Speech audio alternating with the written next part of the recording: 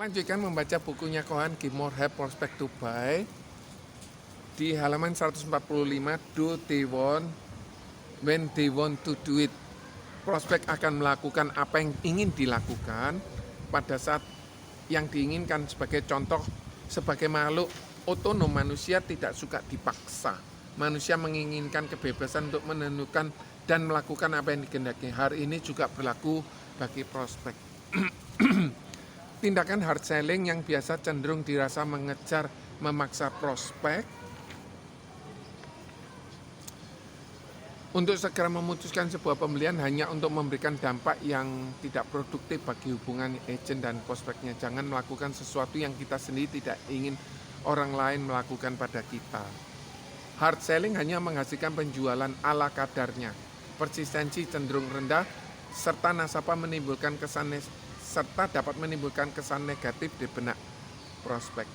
Pemahaman terdapat hakikat manusia sebagai makhluk yang otonom akan sangat berpengaruh terhadap cara agen melakukan pendekatan, memberi penjelasan, dan mempersuasi prospek.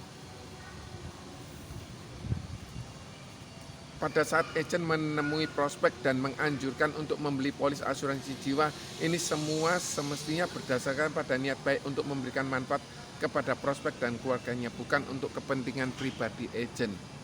Bukan untuk omsetnya agent, tapi betul-betul sesuai dengan kebutuhannya si nasabah.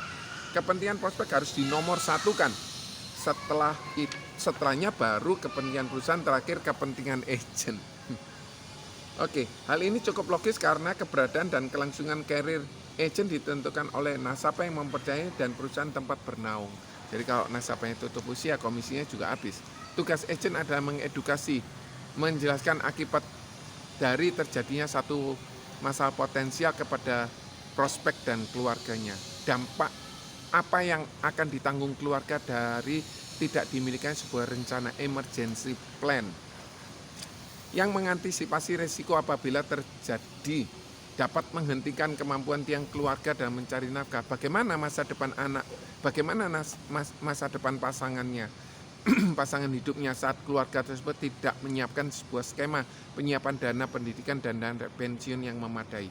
Agent perlu menyampaikan risiko potensial ini pada prospek, juga menjelaskan manfaat memiliki polis asuransi sebagai alat untuk mengantisipasi risiko dan membantu nasabah mencapai tujuan finansialnya.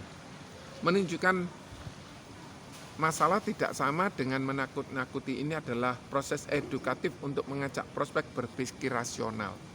Setiap orang pasti berdoa untuk tetap sehat, tetapi bukan manusia yang menentukan kondisi sehat atau sakit. Orang hanya bisa berusaha hidup sehat dan berserah kepada Tuhan Yang Maha Kuasa.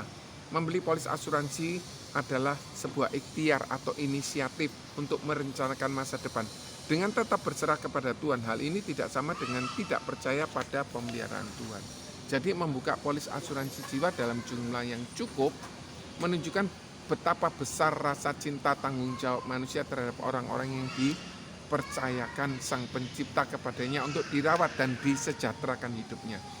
Selain itu, hal ini menunjukkan bahwa manusia menggunakan akal budinya untuk mengatur kehidupan yang lebih baik.